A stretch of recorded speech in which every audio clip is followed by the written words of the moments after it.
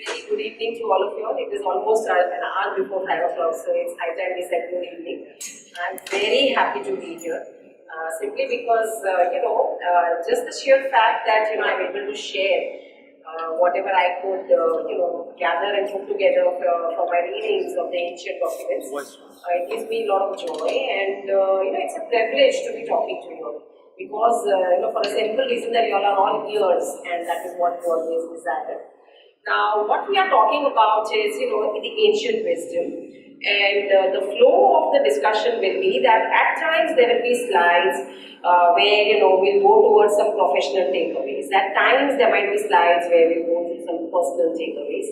Essentially, when I read and when I was working for my book, what I discovered was that there are lots of things there in those days, eons ago, which we otherwise learn in MBA schools or in some professional courses when they teach us principles and practices of management, and how to what this modern day institutions and organizations try to struggle to become professional.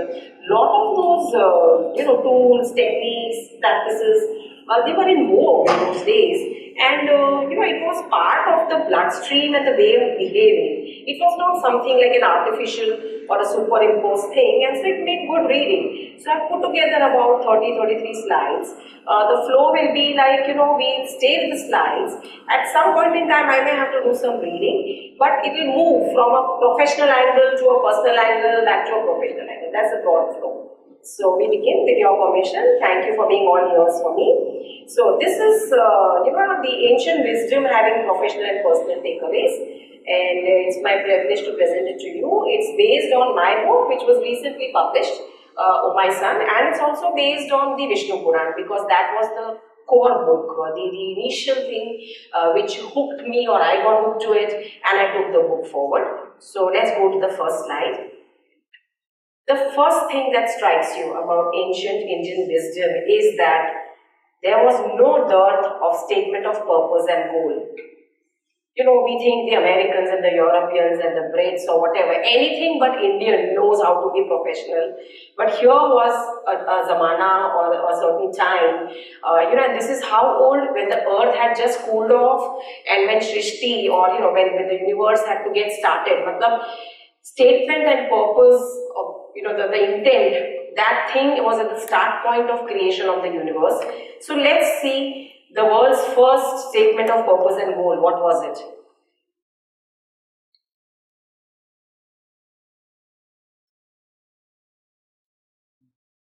Brief, concise, no room for doubt, no ambiguity. Create the universe, sustain, and finally destroy it. This is the statement of purpose. When you have these kind of statement of purposes or visions, what happens is, if you see the construct of the statement, and this, by the way, I have not created this statement. There is a shlok. This is you can say, it's something like a transliteration or a translation of that shlok. So it's not that I have put these words. It repeats itself in a lot of ancient documents. So basically, if you see the construct of the sentence, see the number of verbs they have used. Have they used any adjectives? When we talk this way, it's called focused, it's called action-oriented. These kind of visions, these kind of statement of purposes and goals will only propel action. They can only give direction, and they can only propel people to deliver results.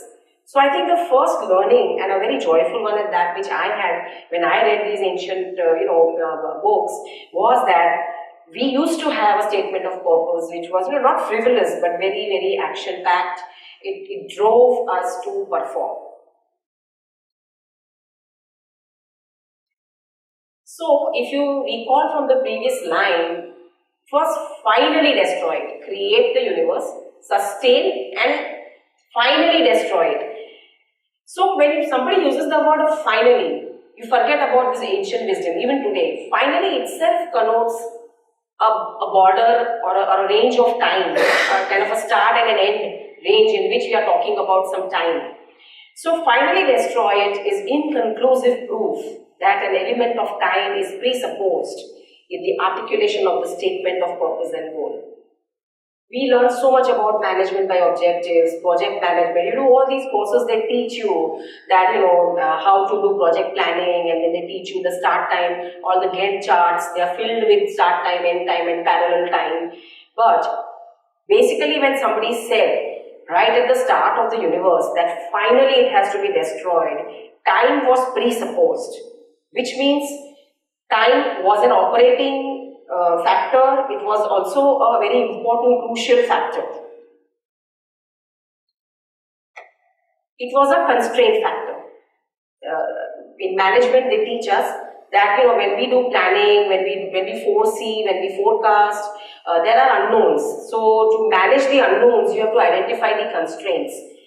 Time was identified as a constraint. It was factored into the project planning and execution called create the universe, sustain the universe, and finally destroy the universe. So time was a very important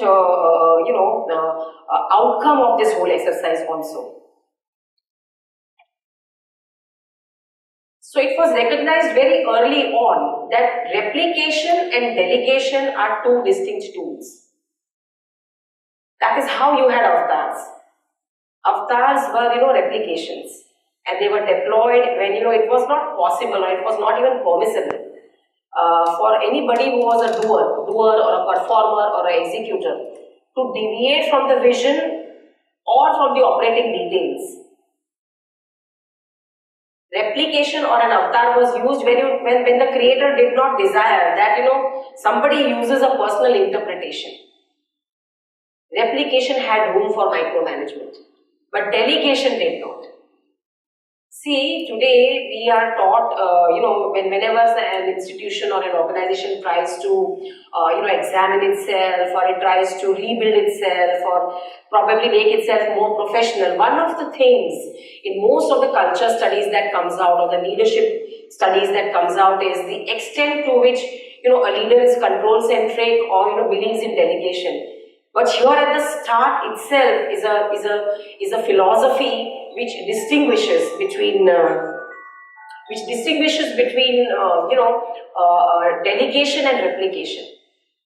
What leadership needs to really assess and really appreciate is that should they feel that, it's a small example that, say a father feels that, when it comes to managing finances, this exactly is the way it should be done. The moment it becomes exactly, when you don't want anyone else to interpret anything, so somebody is earning 9% return through FD, somebody is earning 9% through mutual fund, but that mutual fund is an interpretation, whereas the father was thinking of an FD. When there is no room to allow anyone else to interpret and get you the same result, then that person should replicate.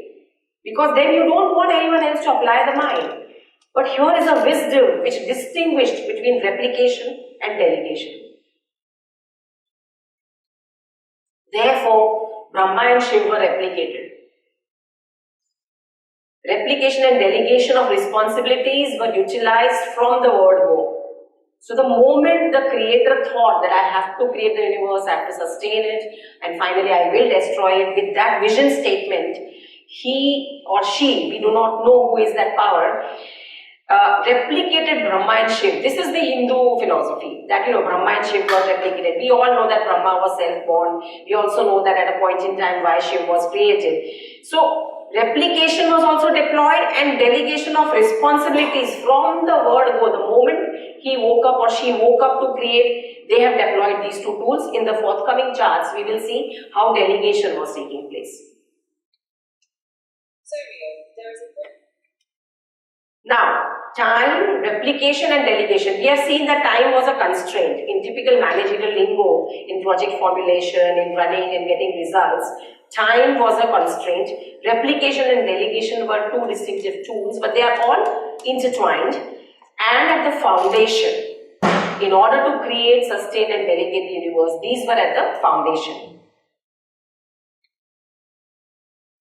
So how do you go about managing a constraint? Because once you identify a constraint, Like, in Indian language, in Indian organizational and business history, how to sell in rural areas, the shampoos and toothpaste and all was a problem at one point in time, because the cost of transportation did not justify, taking it to the rural market. So those of us who are aware, up to many decades, gaon mein shampoo, tel, toothpaste was a big luxury. But somebody identified the constraint, they defined the constraint, and came the sachets. Now we have those 1 rupee sachets. You have the product, they're light to carry, they don't need disintegrate, they don't get spoiled in transit. And today you'll find these products are available even in the most, Maggi is available in the most remotest corner, in the hills and nooks and corners of the forest. So you have to identify a constraint. So time, once it was identified, the first step was to create it. And a structure, create a structure for the time, which means you have to define the units of time, the durations, the deadlines, and then from this there will be a hierarchy. All three of these, they happen to be in a hierarchical arrangement. And what were the organizational tools which the ancient scriptures teach us? That responsibility and tasks were replicated or delegated with reference to time. For instance, if we have heard, we know so frequently about the avatars that they were meant for a particular duration. Or when they delegated, for example, somebody created the goddess of direction, or somebody created another portfolio. All of them were with reference to time. The whole creation of the universe has an endpoint in time. Empowerment, job role clarity, and accountability of the performer were at the crux of getting the work of universe created. The structure did not dictate this replication and delegation, rather it was the other way around. For example, today, modern day companies, say if I'm starting a project or let's say a US company starting a project in India, probably if you see the management discussions in the earlier stages, they'll have an org chart, and based on the org chart, they'll start hiring a CEO, then the CEO will hire his next team, then they'll gradually build up the organization, But this is not that. The structure did not govern the replication and delegation. Since time was a constraint and the objective was very clear, it was the other way around. They went on delegating, replicating, and the structure was evolving around that. So they also had a process to resolve and escalate specific matters which did not fit the scope of a role holder. So if I am Indra and I have a portfolio, now if something did not, and if you came to me because you wanted help, but I could help you only up to a certain point. Beyond that, there was a process of escalation or resolving the whole issue. Very much like today, we insist that we must have a chain of command, otherwise it can be very complicated, that we must have a way of escalating. If tumhare level pe nahi ho raha hai, then you do up to so many rupees, then from so much to so much take it there, or if it is a log jam, then let's go to somebody else. So they too had this, and all this in the creation of the universe.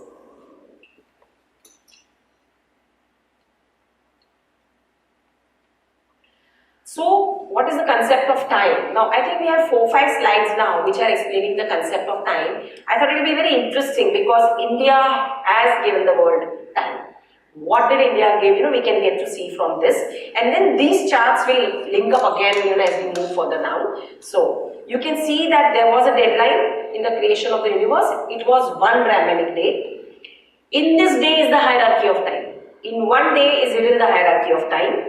And at the end of this day of Brahma, Vishnu becomes Shiv and he destroys the universe. And the whole thing goes around celestial years and human years. There are two different, conversions. A celestial year is equal to a different set of human years. But one Brahminic day is equal to these many billion human years, 42.94 billion years of human calendar. And 100 such Brahminic years is the age of Brahma. Brahma will not survive the 101st year. He will be only here up to 100 years, is what the ancient scriptures are saying. So Brahma's age is fixed. That means the end of the universe is fixed. Now, this is another hierarchy of time. In India, we believed in yugs. 4 such yugs became a Chatur Yug. Chatur is 4, the word 4. More than 429 Chatur Yugs made a Manvantar. Hum log Kal, we use the word Kal. That is exactly what a Kal is. And you can see the bifurcation between human years and the celestial years. 1000 Chatur Yugs made a Brahminic day. 14 Manvantars were in one Brahmanic day, and at the end of his day, that is at the end of one Brahmanic day, occurs a Brahma Pralay Naimittik. Matlab, it's a Pralay which is called Naimittik, where it indicates that Brahma will now go to sleep. So you can see that there is a whole mechanism of calculating time and durations. If I have to do a project called create the universe, sustain and destroy it, I must have my durations in place, and this is how this hierarchy of time was created. So now here is a take. I'm veering away from the slide, and this is my take when I read it. That when in the hierarchy of time, you have the work of creating and recreating the universe, you have to sustain it and you have to destroy it, and you will do it 100 times, because Brahma for one day, every year only one day to create and destroy, and he lives for 100 years. So this activity will repeat 100 times. Okay. Then why are we daunted by change?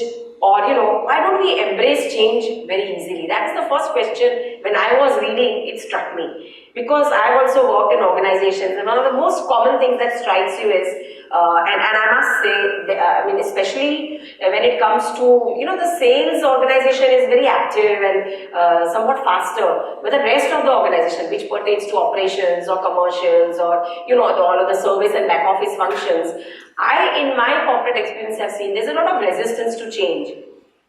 But when we as human beings are isolatedly living on earth, which will itself be created and destroyed 100 times, see the amount of change. Do we even stand to be justified by resisting change?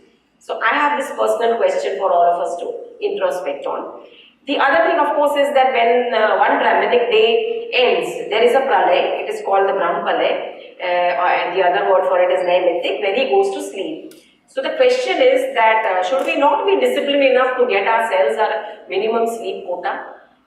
And I brought this purposely because these days we are very worried about work-life balance and all those big words which we normally tout and we talk and we shout at the rooftops. But are we not supposed to take charge of that question in our own personal lives? So what that means is that if I'm a boss, if I'm a leader, if I'm a team member, if I'm a junior clerk, if I'm an executive, whatever, each one of us, if we collectively start thinking that are we not responsible to give ourselves time when God has to go to sleep, minimum number of hours, which is, he sleeps one night and he wakes up one day, why don't we give ourselves? I hear so many people these days saying, nahi, this, that, life is very tough, we don't get to sleep enough. Why? We should start asking that question. How is it that we are not managing correctly enough to go to sleep properly? That might be a big question we may have to look at. That is why I titled this talk, Professional and Personal Takeaways. There will be professional takeaways, there might be personal takeaways. So now, we saw that the yug was a big component, but between two yugs there are sandwiches. And they are sandwiched by a sandhya and a sandhyansh. And they add up to the, they add up this way. So you remember in the previous slide I had said that 4,800 celestial years, for example, is Satyug. But it has 400 years preceding and 400 years succeeding of a, like an interim time period. Okay, and then it goes on and it decreases and declines till the time, Kali Yuga occurs and ends. So this moved on, they kept on calculating, the creation of time did not end there. Here is the Hindu or the Indian calendar. I will refrain from the word Hindu because I did not find that word anywhere. Whatever I read, I have not found the word Hindu. So we can say the Indian calendar. However, the word Hindu was for Hindustan and the people living in Hindustan. So here is our, like we have 60 seconds to a minute, 60 minutes to an hour. This is the equivalent of that. So you blink an eye, your eyelash, you blink it, it is one kashta. And so that one kashta is comprised of 15 nimeshes. And you have a whole calculation where 30 kashtas make a kala and 30 kalas make a muhurt. We've used this word muhurt, muhurt nikla ja raha hai, muhurt nikla ja raha hai. Here is the muhurt, where our eyelids will blank for 900 times. One muhurt, 900 blinks. You can blink your eye 900 times. And 30 muhurts will make a full night and day. Okay. And 6 months will make one ayan and 2 ayans will make a year, of which there is a Dakshin ayan and a Uttarayan, most of you all might be knowing, and that it is the equivalent of a night and day for the celestials. So how was the day structured? Now we know the minutes and the hours. We've reached up to 1 day. So how is the day structured? I think here there are quite a few takeaways for us. If you see, there is a morning, there is a sangam, there is a madhyan, there is a aprahan, there is a sayan. Okay, we say sayankal, we say, we have all those words. The sayankal is the sahayan at the end. Now each are of 3 modes duration. Somehow when I came across this, I realized that this can directly help us in doing work planning or our day planning, especially in our office context or our organization context. Oftentimes we find that, on the convenience of the seniors, for instance, some meetings happen and start, say, it's about 6:30 is the normal time to leave, but in a lot of places, around 5:30, 5:45, suddenly the number 1 will call of the organization and there will be a meeting. And before you know, 1 or 2 people will be waiting in the rooms, and so the next level people who have attended the meeting go back to the room and okay, meeting mein ye hua, so ye karna hai. So although you were supposed to leave by 6:15, a meeting is called at about 5:30, 4:45, or 4:45, and then you have deliverables to handle. So you've never really ended your day. But this somehow tells me that, and that is why they say when we grew up also, they said subah ke time padho, it's a better time to study and do not do certain things in the night. It didn't come from just the air. You see, as the day progresses, and the sun diminishes its light on the earth and it moves away from the earth, the energy levels are very questionable. So I was just thinking, when there are 5 segments to a day, is it just possible that when we manage, responsibilities and we manage teams as leaders and as heads of department, can we plan work so that we can really utilize these 5 portions of the day more effectively? I thought that was, a very important connect I could establish with this chart. So now we know that time was a constraint and that replication and delegation, was intertwined with time, and the creation of the universe started. So what did that hierarchy, then they created the hierarchy of time. So it obviously, once time is pressurizing you, you will replicate and delegate and create roles. So I have about 3 charts where I talk of some roles. Some of them are very common, we know about them, but makes sense to just put them in a context. So see, Vishnu and Brahma, if you see, Vishnu had to create, maintain and sustain and destroy the universe. But that creating bit and sustaining bit, he wanted to micromanage. He didn't want to delegate it, so he replicated. So he created Brahma, and if you see, he has given that same portfolio to him, that you will create, establish and preserve and protect the universe. He created him out of his own navel. So a lot of us will know that he came from his navel, he's called Hiranyagarbha, and all those things we know about it for Brahma. So Brahma is not delegated, Brahma is replicated, it is Vishnu himself. It was so crucial that, what vision the creator had for the universe, the specifications that he had in the design, कि ऐसे mountains होंगे, ऐसे oceans होंगे, whatever. He didn't want any dilution, so it was best for him not to delegate. He replicated.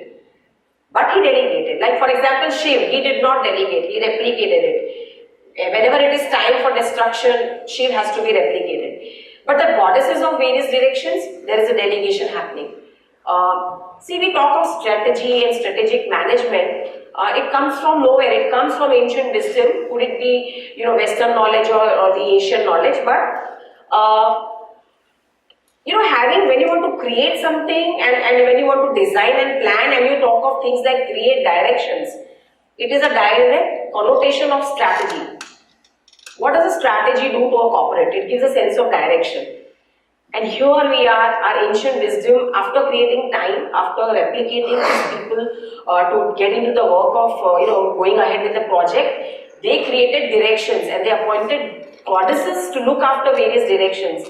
Actually, east, west, north, south, and northeast, northwest is very ancient. It is there in this ancient wisdom. And there are even, then we had north, northeast, north, north, south. Remember when we were doing geography in school? As many goddesses are appointed to look after the directions. There are timekeepers. You look at the way they are trying to manage it. There are timekeepers who are based in Maharlok. Maharlok is above the pole star. So, you need to station them somewhere to have a proper view and to manage the segments of time across the universe.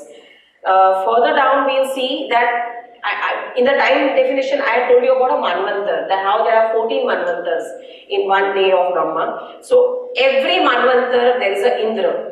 We always thought Indra ek hi hai. Whenever you talk of Indra, oh, ek hi Sachi hai Indra, and you think of even these TV serials. It's not like that. There are 14 Manvantars, there are Indras. And Indra ka alag se, it's a solid job profile. I mean, it's got a lot of do's and don'ts in his job profile. But he was made the chief of all the entire Devlok. He was the lord of the wind and the rain and the clouds and the thunder. See the bifurcation. See the detailing. It was not just, wind. It was also rain, clouds and thunder. All these three are needed to have proper monsoon. So he was made the chief of it. We had Saptarshis. All of us know 7 principal sages. It's nothing new for us. But they were there to take charge of dharma. And this dharma is a different connotation. We'll just go very briefly, very soon into what is dharma. But they were in charge of that. And every time there was a Manvantar, there was a new team appointed. So if you remember the beginning, I had said in one of the slides that this replication, delegation was with reference to time. This is the meaning. They were all given a slot that for so much is, jaise hota hai na, your deputation is for so many years or months or whatever. Very, very similar to that, Now, Mitra and Varun. So there was law. It was of course termed as holy law, but there were keepers and upholders. You have high courts and supreme courts today. When they needed somebody to keep the law and made sure people were abiding by the laws. So Mitra Varun were the keepers of law. There were 14 Manus. Because there were 14 Manvantars, now we have to proliferate. After creating a whole such thing like a earth, we have to put creatures and human beings. What did you create it for? For people. So now for the further down the sequence of creation, to bring about human beings, there were Manus. Every Manvantar had one. So you have 14 Manus, and they were the chief progenitors. They created sons who became kings, and then there were Prajapatis who were the lords of the population. A category of people called Gandharvas was created. Their job is, you see, earth needs the sunlight. So in mythology, and I'm sure, I'm not doing comparative mythology here, but I'm sure other mythologies also have similar things. But the sun's rays are supposed to come in a chariot. And so who will carry the chariot? So there are those horses. But then there is a team which performs different function. So the Gandharvas were supposed to sing hymns from Samved when they transported the rays. Now at some level, if you get into abstract, this to me is motivation. When you have to do just something like point A to point B, like sun ka ray to the earth or in the universe, wherever, you have to carry a ray of light. At some level, it might be a mundane job, just, to carry light. Nothing else, must carry light. Can you believe that job description? So how do you make it exciting? So somebody singing hymns, keep you motivated, keep going, So I think that's my take on this. What can we do with this knowledge today? There was a Ritvij and a Yajak, and these guys are all, when you have to conduct a yajna, there was a whole method and an organogram around it, or organization structure. So basically, you had somebody, to conduct it and somebody to make the offering. Basically in a yajna, you have a sacred fire and you make, offerings to it. So the work is divided, as in at the head is a guy who's conducting. Actually, there's somebody who hosts, there's somebody who probably, supervises, and then there's somebody who actually conducts, and people who make the offerings. So here also there is a subdivision of, work, and the specialized knowledge needed. They are saying that the 3 types of which were there, those who knew Yajurved, those who knew Samved, and those who knew Rigved. So apparently today, we also have this, that if you know Flash, then you can do this. If you know, this, then you can do this. So basically skill-wise, we also appoint our teams. I don't see it any different in those days. And the famous Vishwakarma, we all know he was Lord of Architecture. He too got a portfolio, he was appointed for it. Kamdev, we all know him. He was the Lord of Kam, which is nothing else but the sexual and lustful desires. There was a whole category called Charans. Incidentally, there's a lot going on today in Gujarat about this. There are some rulings, and these people have protested, and they do not want to be recognized. We won't get into the details of it, but there was this whole, and they were born directly from God, from Yajna fire. These people had to praise the kings. It was a very specialized job, a very tough job. Why I'll tell you tough. So when a king is, 20 generations down, when a king is born, there will be a Charan who knows his 20 previous, the entire clan, generation. You have to praise by name everyone and tell that, beta, you are the king of such a big khandan and you have to do well. See, how do you motivate and how do you excite a person? Today, we give induction, we give job descriptions, but in those days, they did this. So this was a very specialized tribe which was created, Charans. So I referred to Saptarshis and I said Dharma, that they were in charge of Dharma. If you read any ancient manuscript, there is no connotation of Dharma with a religion, like you might be able to do with other holy books or ancient scriptures. Here Dharma was righteousness, period.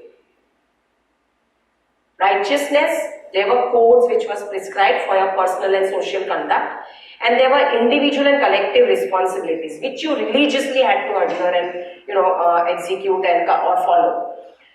So the closest one gets to know something with religious connotation is that there were worshipping rites for which were prescribed, like how to worship a fire or how to do a fast or what prayer to say or what slok to mention. So how to appease a celestial or a superior with some power in his hand. So I think that was the closest we went to religion. I might say that it is almost impossible to say that there is a proper definition of the religion called Hinduism. It's not existing. Now, how was Brahma empowered? In my earlier slide, I had said that time was identified as a constraint. The next thing was to combine, create time and replicate and delegate and assign roles. So we saw all the roles. Now, how did they empower them? Because if you don't empower, because they already had a distinction, भाई empower नहीं करना है तो replicate करेंगे, खुद को oil खड़ा कर देंगे, अवतार ले लेंगे, मगर delegate करना है तो empower भी करना पड़ेगा, job clarity भी देनी पड़ेगी, role clarity भी देनी पड़ेगी. So empowerment of Brahma, how that happened? First of all, he was given 4 phases, each phase, one phase for one direction. We had created the direction. See, a company or organization has direction, strategy. Very often we review strategy. So your directions for the universe, something like so huge in all directions, how do you keep a look, how do you control it? So he was given 4 phases to control the directions and he had powers to make some appointments. He appointed the goddesses for each of the directions and sub-directions. So north, west, south, east and then north, northeast, north, northwest, whatever. He appointed them. He appointed Lokpals so that they'll protect the universe. They'll, they had specific regions under them and they were to protect. Like the famous Lokpals are Indra is a Lokpal and I think Varun is a Lokpal and Yam is a Lokpal. These are all, there were several but these are the famous names. He even appointed a king of all the kings because you see, first of all they replicated, all the divinity replicated, then they created some specific role holders. Finally, जब वो प्रजापति तक आ गया for the universe, at that level kings and then the clans started getting proliferated. So when kings needed a hierarchy, so you needed to appoint a king of all kings. The very famous name for that is Chakravarti, for which we would do a particular ceremony to make sure he's king of all kings. He appointed Yam as the lord of the ancestors, the Pitras, the lord of the death, and he nominated him to think about the sins and virtues in all the loks. There are several loks, so he had this portfolio. And Agni, who was the lord of fire and also the lord of Vasus, was also given this portfolio. So he controlled these Vasus who were 8 and they were in charge of the luminosity and wealth. How was Parshuram empowered? I have actually underlined the words here just to drive our attention to it. So actually I'll just read out. I now give you the power to become indestructible with these weapons, proclaimed Vishnu. Go and tame all those kings who are intoxicated with greed for more land and kingdoms, for everybody's welfare and for bringing much needed peace to all celestials. You consolidate the land and bring it under your control. With my blessings, your soul will be liberated at the right time, said Vishnu, and gave him a parshu, which is that, unka jo weapon hai, axe shaped, his great bow, and many other divine weapons. First of all, he is giving him the power. It's an absolute power that you will be indestructible. And Parshuram was said to be, and as we read it, he really had. He was very, very, powerful and very, very tough guy to defeat. So he gave him the power. And how do they give these powers? They give you the weapons. When they give, once you get a weapon, it's like, okay, now, you are general manager South. But what will I do as a general manager South? What will I, how will I know I can do my duty independently? Even if you don't allow me to visit South, I am sitting in Bombay and you don't want me to go to South, can I look after South? No, but here they would give full powers. You get your weapons and you get the brief. See the brief, go and tame. No theoretical discussion, no ifs and buts, go and tame. Whom to tame is very clearly mentioned. And further, consolidate the land, bring it under your control. See how he is empowered and driven that tere control mein rakhna hai tere ko. So it's very clear what he has to do.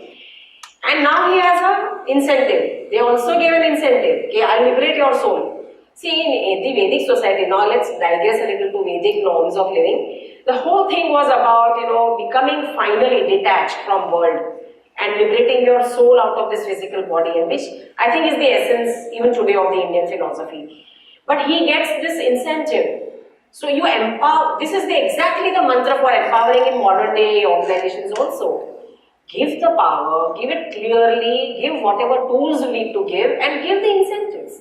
And here's an empowered guy and he goes about doing his job and nobody then intervenes too much. I mean, then they just sit back. They have given you finish the job,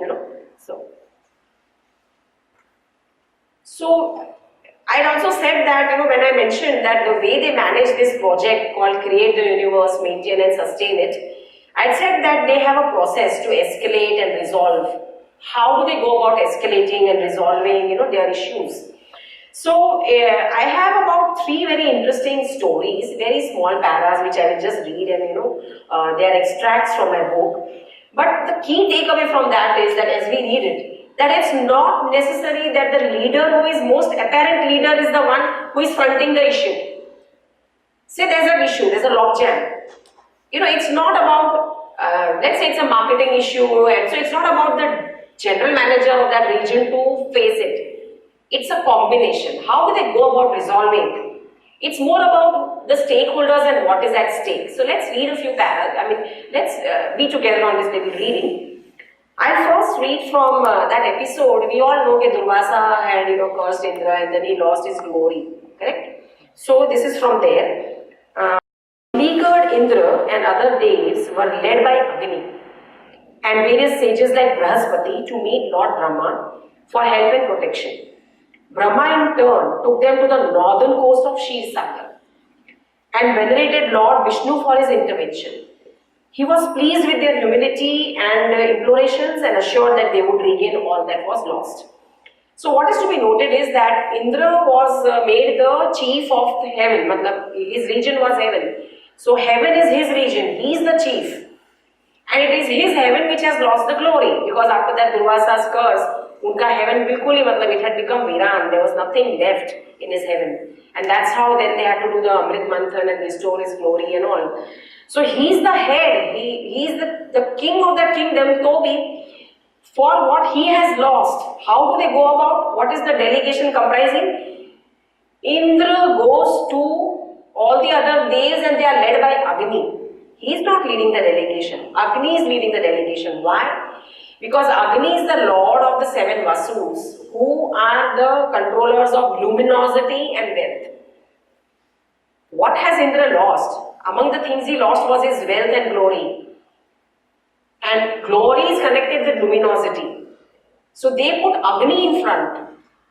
Even though I am the king, even though I am the captain of the team, I'll stay behind. Somebody else is accompanying and I'll go with that person. So Agni is leading along with Brahaspati and they meet Brahma. Now why do they always go to Brahma for help and protection? Because Brahma has to protect and sustain the universe. His brief was, you will create, protect and sustain. So when you need protection, who do you go to? You then go to Brahma. But can he do anything? No. It's not in his portfolio to, at this point in time, to resurrect heaven is beyond him. Brahma has to protect and, nurture earth, not heaven. So then he takes them to Shiv Sagar, because heaven karna hai to fir Vishnu ko appease karna padega. So they go to Shiv Sagar and that's how they get it resolved, right? So you can see that you work with stakeholders. You don't go by a hierarchy to resolve an issue or to, probably escalate a matter. There's another story as to how Ravan was killed. I think tomorrow's Dashera, and it's quite apt, we have a little tribute for Ravan as well. But yeah, the only most famous thing and common thing all of us link Ravan with is Dashera and how he was killed. But the killing of Ravan was a very tricky affair. It spanned over 3 lifetimes, his 3 lifetimes it took until he was finally killed. So when they were like totally oppressed, see how they escalated it. When there was no end to his ever increasing oppression, his is Ravan. The days led by Indra approached Brahma for succor. He turned to the whole delegation to Kailash, the abode of Lord Shiv, with a request to do whatever it would take to kill Ravan.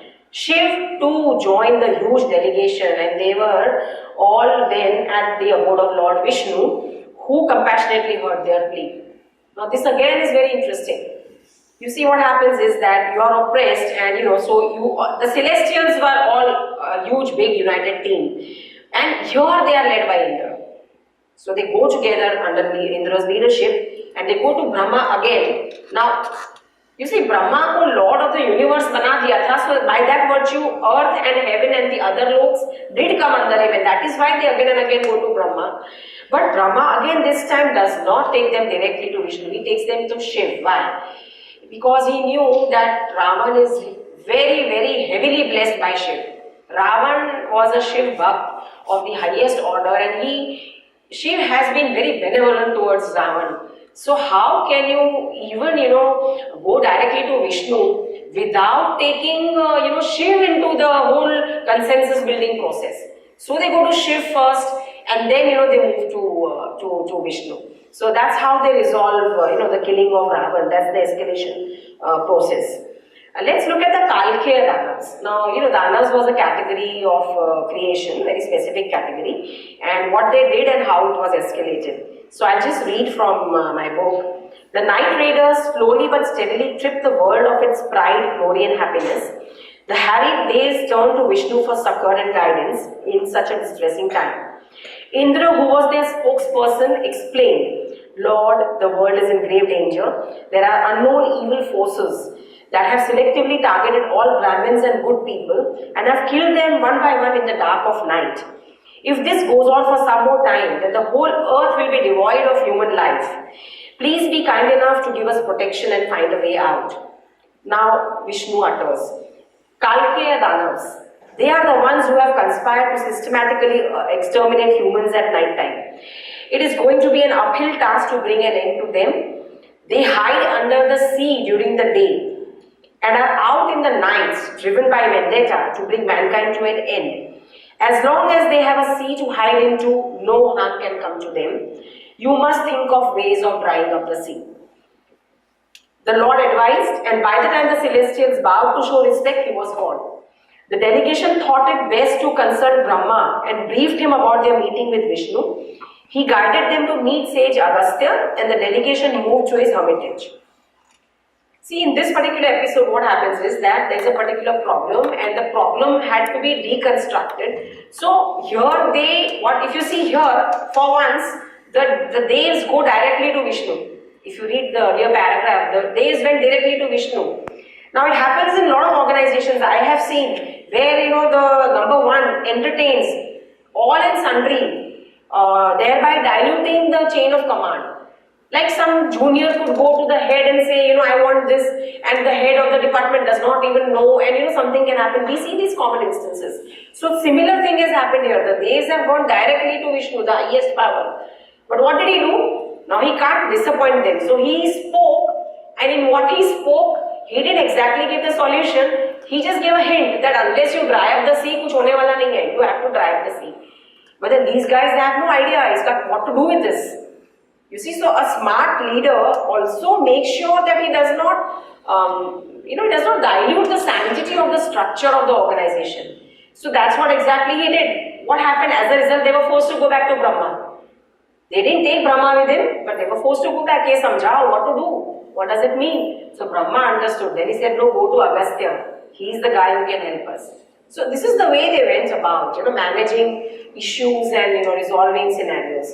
So now let's look at a leadership insight from the episode of Amrit Manthan. We all know about the Amrit Manthan where, very quickly I'll tell you that we all know about it. That there was a Sheer Sagar, the ocean of milk, which had to be churned, and that there was a stone mountain called Mandrachal, which was put in the center just to do the churning. You today have the, that stirrer. So the column, it acted like a column with a fulcrum and, to rotate it. So to rotate it, they used Vasuki, a snake, a serpent. So the whole strategy around the whole thing was that, Vishnu told his team that, okay, do one thing, get all the Daityas to be with you, get all the medicinal herbs, tell the Daityas they'll get a share of the Amrit which is generated, but I know I will not give them, and you also rest assured they will not get anything. So what will happen, they'll be frustrated at the end of it, and their effort will go to waste and you will win, the Devs will win. And basically when the actual churning was happening, Vishnu did the following. He asked all the Daityas to go towards, this is a huge serpent, and they exhume fumes. They spew the flames. So Vasuki's mouth, towards that side the Daityas were asked to hold and, khecho the rassi. And the Devs were asked to go to the tail side where there was no pollution, no fuming, no spewing of flames, cool. So all the Devs were kept that side. Now here whenever this guy would spew a flame, there would be smoke and the Daityas were like, they couldn't breathe and they were tired. Here it was cooler. Or yahan ki jo iski nikalti thi, the flames and all, they would become clouds. The cloud would travel and on this side give rain. So these guys were even more rejuvenated, So that's how it went, and Vishnu did few more things also. What he did was, he divided himself into two equal powers and went into the Daityas and the Devs. They could replicate, I told you, So he replicated his energy in both the teams equally. But he gave energy to the snake also, and he sort of, he became one person as a member of the team he duplicated himself and became one of the guys pulling from the tail side for the Devs, and one of the guys pulling from the mouth side for the Daityas. So this is how they did, and then when the trick was that these guys could not breathe and these guys could breathe, and they had the cool water coming and all, and that's how they had more energy and they finally could get the nectar. So what are the leadership lessons from this episode? This was what I thought we could look at. The following is what I saw. First of all, you inspire your team by painting the victory picture. That the Daityas will not get the nectar. Shuru mein hi bol diya, right up front he told them, get them to work, put everything, but I'll not give them the nectar. So the team is clear, we'll win. You're already on the high adrenaline level, you're already motivated. And strategize or devise tactics to put your team on the winning. The leader has to put the team on the winning path. That is why he put the Devs towards the tail. That was his chalaki or his tactic or his wisdom. He weakened competition by putting the Daityas towards the flames of Vasuki, and he gave energy to his own team, so he strengthened them. When you want your team to reach a certain level, and if you have to micromanage, you must. Actually, here what happens that when that mountain is put in the ocean, there is no base down. How it will slip like this, it will slip like that. So you know how it is, in mixies and all, whatever has to churn, it has to go into something. So Vishnu becomes a tortoise. One of his avatars is of the Kurma. So he becomes the tortoise, and on that is the column. So when required, you micromanage. The leader has to become very hands-on, become the ingredient, the object, and get the thing into forward path. And fair play, that he duplicated himself for both the teams. He made sure he was there in the Daityas also, and he made sure he was with the Devs. So you have to weaken competition, but you have to do fair play. That is the whole leadership lesson I got from the episode of Amrit Manthan. There is another episode, about who is best. and there are some leadership insights, just one probably actually for me, but the episode is a very interesting one. See, what happens that, we have the Trinity, we have Vishnu, Brahma and Shiv. Now from times immemorial, this question has always been there, okay, who is the number one? Who is ultimately the main creator? Who is the most powerful? Who should we look up to? That question was always there. So it so happens that on the banks of river Saraswati, all the wise men of India have assembled. It's a huge congregation. It's like a big seminar happening. And the theme is, who is best? Now, the wise people have called sage Bhrigu and said that you are selected to do this job. Please do whatever it takes, but come back to us. Who is best? Now, Bhrigu's context is something like this.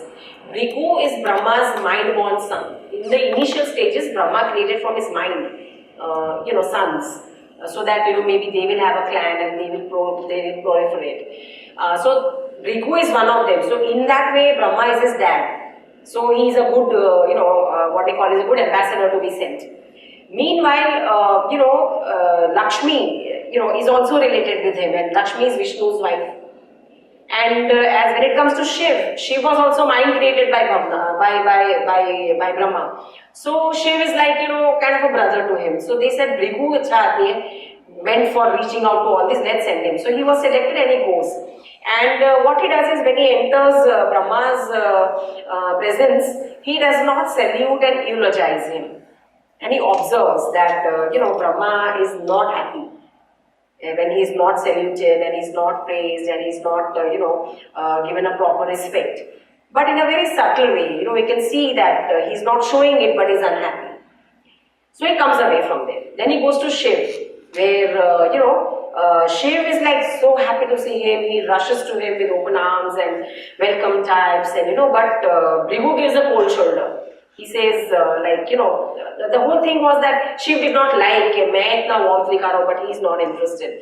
So he frowns, and then anger has come, and he's so aggravated and aggressive that he rushes to, kill him with his trishul.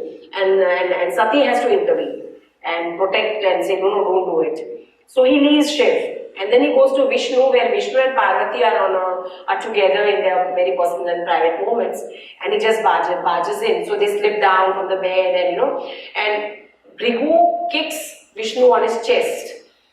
Vishnu, what he does is he takes the foot in his hands and he says, your feet are very auspicious for my Vaikunt. Why don't you bless my Vaikunt with these feet more? Why don't you, and so he goes on and with a lot of humility that I'm sorry, I had no idea you will come. If I knew, I would have come and welcomed you. So I'm sorry I didn't welcome you. So he goes on that way. And he says that that kick is a very hard one, and there is a nishan on his chest, which Vishnu says that Lakshmi will always reside here now from today onwards. So he becomes very touchy and he goes back to the congregation and he narrates this story, all these 3 episodes to these wise men, and then they realize that the one who has most humility was Vishnu. So at that congregation it is decided that Vishnu is number 1. Now from this episode, what is the leadership take that we can have? I think when we have multiple leaders, it's not a very healthy scenario. The followers will always want to know, who do we look up to? Who is the leader? That question will not get erased, or we cannot do away from that, So a good management thing or a good way to look at organizations is to have clarity in leadership. Doesn't make sense having multiple leaderships. Now let's look at some personal traits. We are at about 5 o'clock, Kishanji. Shall I skip a few things, and how shall we do the time planning? You may take time up to 5:20. Okay, alright. Now, I thought some personal traits, the whole session was about personal and professional takeaways from ancient wisdom. So there are some very interesting stories where, either the element of perseverance or the element of commitment or the element of humility comes forth. So let me do a few readings. I'll read from a chapter which I have, which is, there's this guy who is doing, his austerities underwater. This is a sage or a sadhu called Saubhari, and the story is about, roughly 12 years. He has worked hard, practicing all the severe disciplinary austerities underwater. for 12 years. तो वो 12 years में क्या होता है कि there's a nice fish and a shoal of fish, and this Brahman in between his all the practices, he sees this fish and his shoal. तो he sees कि वो बच्चे उसके इर्द गिर्द घूम रहे हैं ना, kids moving around, and he feeds them and he nurtures them. Now that creates or sparks his paternal instincts. So although he's supposed to be detached from life and not have these feelings, he fails and is unable to. So he decides to ditch it, decides to get out of water, say goodbye to his 12 years of severe practices, and become a normal human being and get into grihast ashram and marry and have children, etc. So here's the story. The desire, and it tells us what perseverance. To me, I thought you need perseverance to be doing what he did. Just see what he did. The desire to marry into royalty gripped him hard and made him so audacious that he saw it fit directly to meet someone as important and luminous as the Chakravarti king. He soon set out towards the palace. Word had already reached the king from its gates that the esteemed sage was on his way to the court. The king here is Mandata. So Mandata immediately got up from his throne when Saubhari presented himself, gave a warm and proper welcome to him as per the kingdom's protocol. He also made the customary offerings and gifts meant for personal guests as per the Vedic way and said, "Have a seat, revered one. What brings you to my court?" Saubhari looked around at the king's entourage and officials and kept quiet. The king waved his hand signaling for privacy and they scurried out of sight. "You don't have to hesitate anymore. Speak what you want and what you hold in your heart," he comforted the sage when they were alone. "I'm desirous of marrying one of your girls," he came straight to the point. "I have made this request very lovingly, so don't shatter my hopes. I want to know that nobody's refused help sought from your clan, so anyone who seeks wish to be fulfilled from you has always got it fulfilled. Mandata, is there any dearth of kings with daughters on this earth? But it is only your clan that is praiseworthy and famous for abiding with the ruler's obligation to be charitable, to fulfill desires of those seeking favors. You have 50 daughters. All I am asking for is the hand of just one. I am right now very apprehensive of being rejected, and this is causing me unbearable pain." The king took a deep breath, hoping the knot in his stomach would loosen, and began sweating profusely. Mandata is a very old sage, so he is very worried now. Face sunk in his palms, he took one more look at Saubhari's withered body, hoping indeed that nobody had heard what the sage spoke. "Why do you worry? Have I said something intolerable? In any case, one day you have to give your daughters in marriage. Now what can you achieve by, what can you not achieve by pleasing me with just one of them as my wife?" The wise old ascetic cornered the king further. Mandata, a Chakravarti, was suddenly worried and scared that the sage might cast an evil spell if his wish was not granted. Those days you could curse and you could bless. Both the human faculties were very what you say active at a very very higher plane and higher level. Words jostled for space at the brim of an outburst, and a tirade he tried to stifle. The monarch's honest reaction would have been, "Your request is beyond all my imaginations, and I wonder how it got created. That I don't know what to do in a situation like this bothers me even more."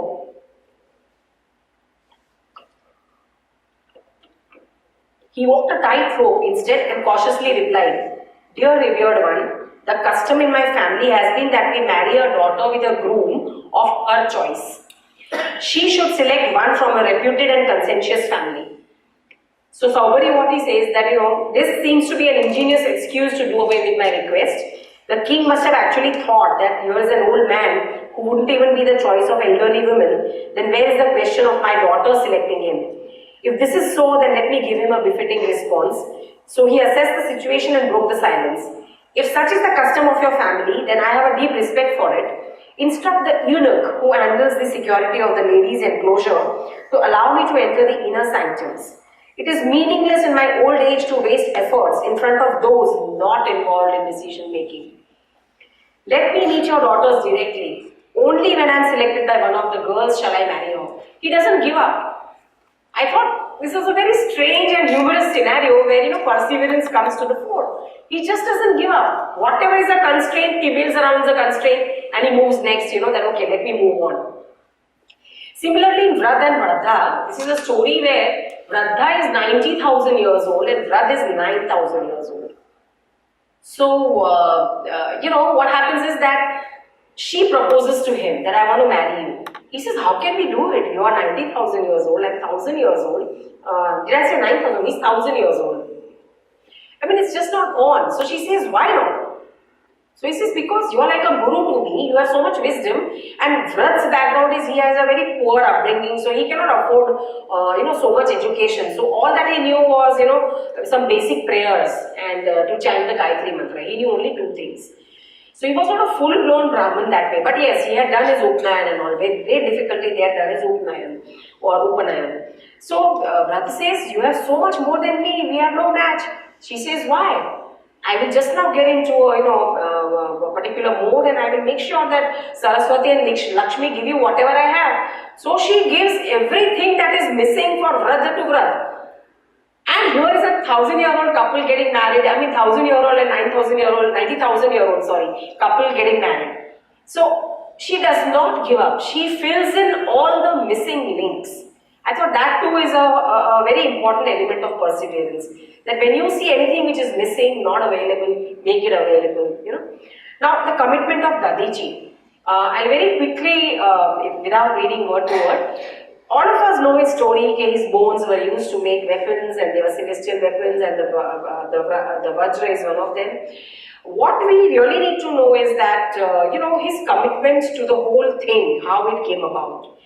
Actually, these days have just won a battle, and now they don't see the need for weapons anymore, and they want to hide it on earth, because those were special weapons, and they wanted it to be safely kept. So they keep it in, his ashram, the Dadichi's ashram. And they forget about it for about 1,000 years. And after 1,000 years, they come and, ask for the weapons. But in the meanwhile, Dadichi was like, 1,000 years, nobody is coming to collect the weapons, what do I do? So what he has done is, and it's not easy keeping weapons in your house, in some room, So what he has done is, he has taken away all the power of the weapons and, he chants mantras and all, and he makes the weapons powerless. And all the power of the weapons is, converted into a body of water, a vessel containing water, and he drinks the water. So the weapons are useless and he has drunk the water, and the power of the weapons has gone into his bones. Why they want his bones is, the reason is this, that he has drunk that powerful water. So now they have to make the same weapons with the same sharpness and the same potency through his bones. So then they turn up that now give us the weapons. So Dadichi says, how do I do it? They are not here. I have drunk them and they are in my bone marrow. But the celestials are insisting that, sir, now we are in great need and we need it by hook or by crook. So Dadichi says, no matter, no issues. If you want it, you have it for me. But he says, do it fast, my wife is away. Before she comes, do it. So he, quickly sits into a yogic posture, and there is a method by which you dissociate or you disentangle your life force from your body, and you achieve the various progressions that are there beyond physical living.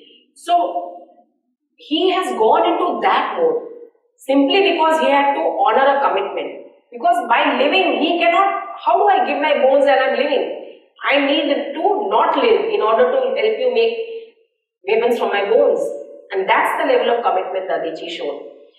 And the humility example, I narrated that story where they wanted to, Brigu goes to all the 3 people and they found Vishnu to be most humble. So I think that's where humility is, that where you let your ego aside and you're only focusing on the strengths of the person who is before you, and that's how humility takes place. I have a very interesting take on career progression. I have a human resources and organization development background. What exactly is career progression? Today's world, we think I entered as a management trainee or a project engineer, and then I became, this and I became that. Let's look at Vishwamitra and see what career progression he had. He was born royal, Vishwamitra. So he was a royal Shayan, and he realized through an episode that happened, it pertained to a wish-fulfilling cow. He realized that a Brahman's might was greater than a warrior's or a king's by virtue of that incident. So then he began to dislike his meaner and darker side. It was so intense that he abandoned all of it and he was ready to enter the forest and to atone and meditate. As a result, first of all, he had to drop the tag of Rajarshi. Once you are in a royal family and you want to become a sant or a sage, see, it's happening today also. Diamond merchants who are becoming Jain monks, it's not very different than this story. Only the times have changed, it's almost the same. So many Jain people we get in the papers who become monks and they renounce. So, the first stage of renunciation, your decision to become a sage, you are still with the family. So, you are a royal. So, you have to drop Rajarshi, Rajarishi. You have to drop that Raja tag, which means in my career progression, it's like I'm a GM and I go and become a senior officer, something like that. Or I'm a vice president and I become a GM, something similar to that. So you drop the tag of Rajarshi and then after that, you graduate to become a Rishi. Actually, it's Rishi, Maharishi. Here is a Rajarshi. So you go back, you become a Rishi first. Of course, not a royal one. You work very hard to become a Maharshi, which is a great Rishi. Then you become a Brahmarshi. To be a Brahmarshi, you have to have a specified amount of knowledge of the ancient texts, and especially, those days it seems that there were 24 rishis who knew the meaning of Gayatri Mantra. If you belong to that club, you are a Maharishi. And Vishwamitra became one of them. You go beyond the Brahmarshi by, still understanding what is the final truth and supreme truth and those things. And that is when you are appointed the principal sage. We saw earlier how that the job description of protecting dharma and looking after dharma was given to Saptarshis. And the Saptarshis, 7 rishis, and they have a principal rishi. So Vishwamitra became a principal rishi in the same team in which his brother-in-law also was one of the team members. So this is the way career progression would take place, and I thought it was quite insightful for us to understand that I guess career progression somewhere is also about, did you progress in your knowledge, did you progress in your skills rather than just titles. Probably the last slide of the evening. Here is a paragraph, it's a little exercise for the group over here. Read the paragraph in which I have highlighted some words in red. The words are universe, Lord, objects, beings. And then substitute the word universe with organization, Lord with the head of an organization, objects with employees, systems, processes, and the word being with full potential. Just substitute these and see what it means. It will appear that leadership is probably facilitation. So, in the creation of the universe, the glorious Lord is merely a means to an end. This is an extract from the Vishnu Puran, by the way. Since the prime cause in creation is the power of the objects which are worth creating. Look at the beauty of this. You cannot take credit for the creation. It is what is created. There is a power in that. It is that which is being created. Amazing humility, So he says, Maitreya, who is the foremost among ascetics, in order to create objects, nothing is essential apart from the facilitator. Because, there is no leader, it's a facilitator. Because an object acquires its state of being through its intrinsic powers. So if we read it, in the creation of an organization, the glorious head of an organization is merely a means to an end, since the prime cause in the creation is the power of its employees, systems and processes, which are worth creating. In order to create employee systems and processes, nothing is essential apart from the facilitator, because the employees and systems and processes acquire their state of, being full of potential through their intrinsic powers. So basically, there is no such thing like I am the creator, I am the leader, I have done this, I have done that. No, it's only we are facilitating. Actually, there's a big scheme of things, and I think under the scheme of things, all this is happening. So I think this is what I learned from ancient wisdom. I'm extremely thankful for having such wonderful people come down and listen to me. I think the floor is open if you all have any queries and reactions, and we'll